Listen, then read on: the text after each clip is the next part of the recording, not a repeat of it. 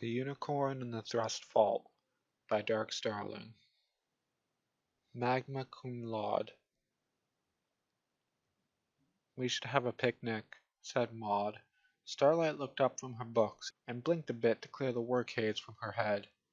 They were deep in a study date in the castle library, and quite well nested in a quiet corner. Maud was following up on a hunch about geothermic fields, wild crystal growth, and geovore distribution.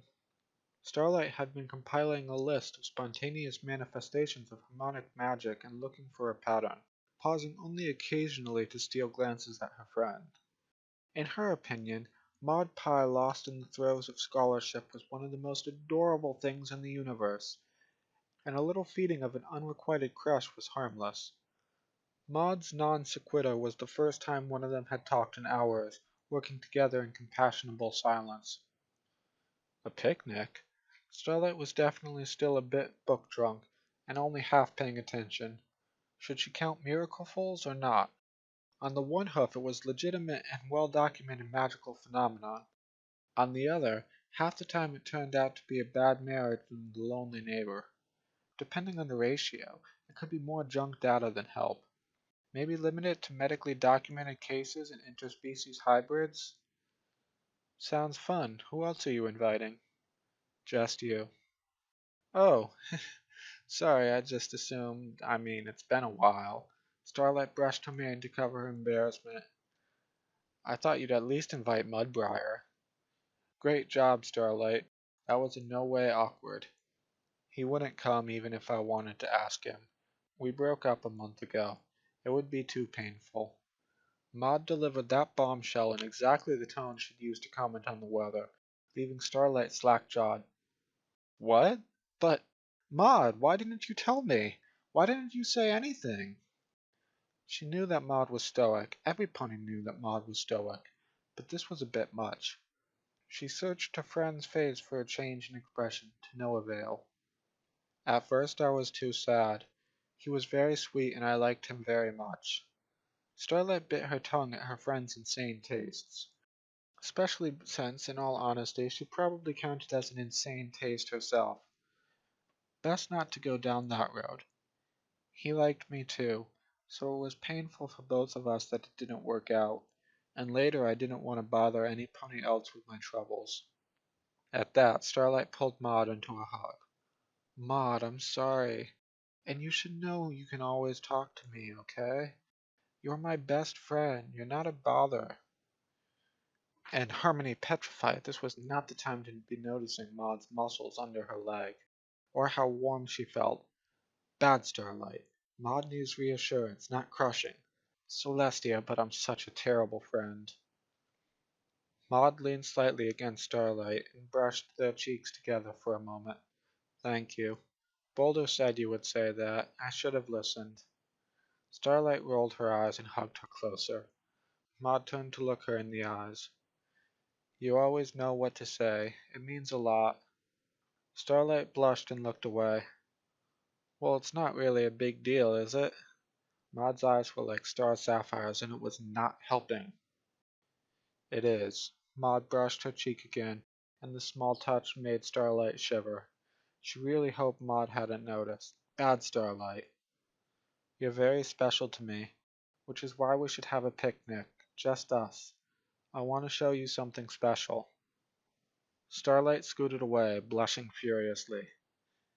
Yes, picnic date good. Yes, you would be great. Starlight closed her eyes and shook her head. She took a deep breath. Wonderful, smoothest unicorn in Equestria. She suppressed the instinctive memory spell forming on her horn. Can we just pretend that the last 10 seconds didn't happen? I'd love to go on a picnic with you.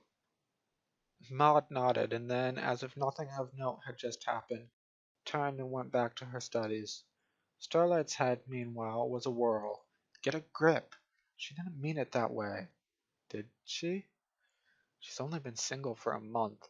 It's been a whole month! I know she also likes mares, but that doesn't mean she's into me. Oh, Cadence and whipped cream, I need to get it together. The butterflies settled in her stomach and refused to leave for the remainder of the evening.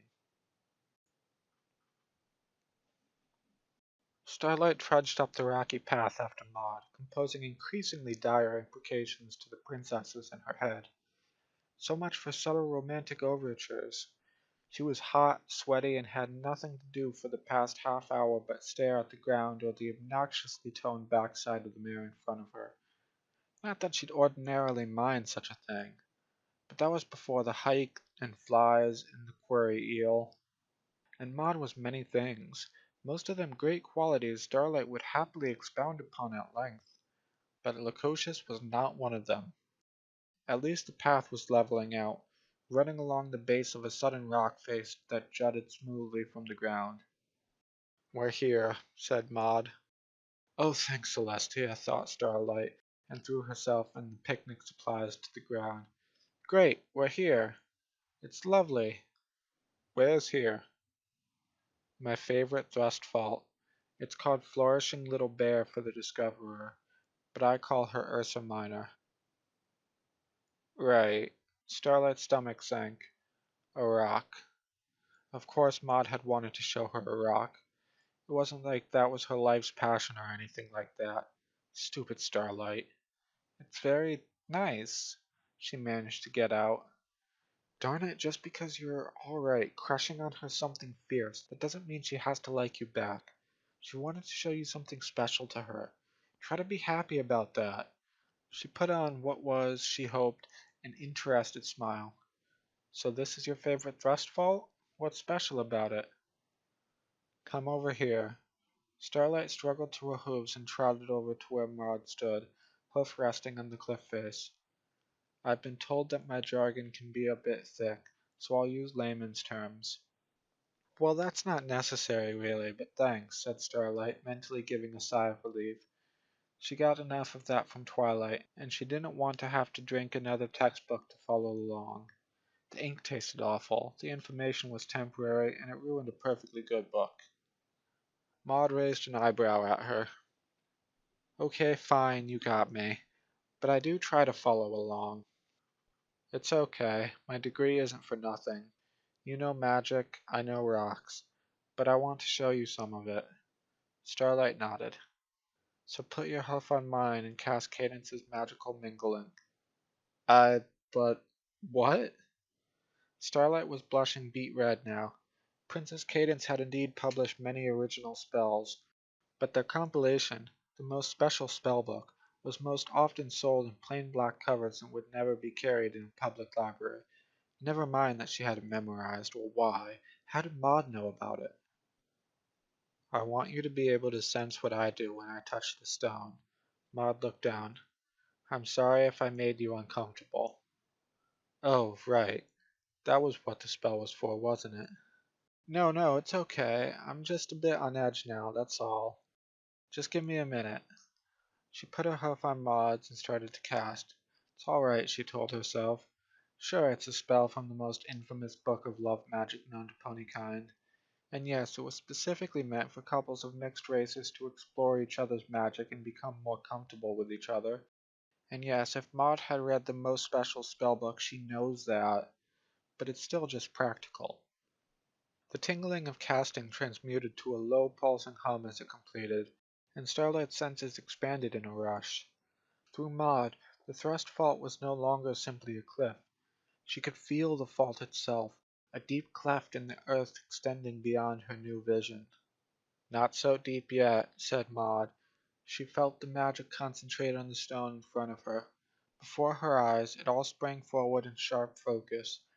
The subtle variations of mineral color stood out like a secret rainbow, hidden patterns of crystal structure and weathering visible plain as day. "It's beautiful," she gasped. "This is how you see things all the time?" "When I focus. There's more if you use touch." A shift, and she could feel the layers of stone, the water flowing between them. There was a subtle flex of power Starlight didn't quite understand, and the flow changed. The cliff face gleamed wetly, and there was a bubbly whistle as a tiny spring began to flow along the fault cleft. Well, thought Starlight, that's not suggestive at all. Or maybe I've just got a dirty mind. She looked at Maud, and could have sworn she saw the faintest of smiles on her face. She grinned back. Now we go deeper, Maud said, and their minds plunged into the ground. Time seemed to slow, and there was a seemingly endless moment floating together in the dark folds of the earth. Can you feel the power here? Maud said in her ear, her voice actually soft and reverent. Yes, Starlight could. A deep and trembling energy built up far below them, rising around them, deep and flowing. It pulsed along the line of the fault with a strangely pleasant ache. It's the geothermic energy. It accumulates in places like this. It can even react with the right kind of stimulus. Hmm. I probably shouldn't be enjoying this quite so much, Starlight thought, or leaning into her. Or is she leaning into me? The most interesting thing about a thrust fault, Maud continued, her breath hot in Starlight's ear, is how they form. Stone seems eternal and unchanging, but it isn't. Over time tension builds. Two great forces running together, the energy rises. It's desperate for release. And Starlight gasped as Maud nibbled her ear, expertly caressing it with her tongue. Oh, she thought as a dizzy thrill ran all through her body. This is really happening. Starlight, said Maud, turning Starlight's head to face her. Make me an earthquake. The end.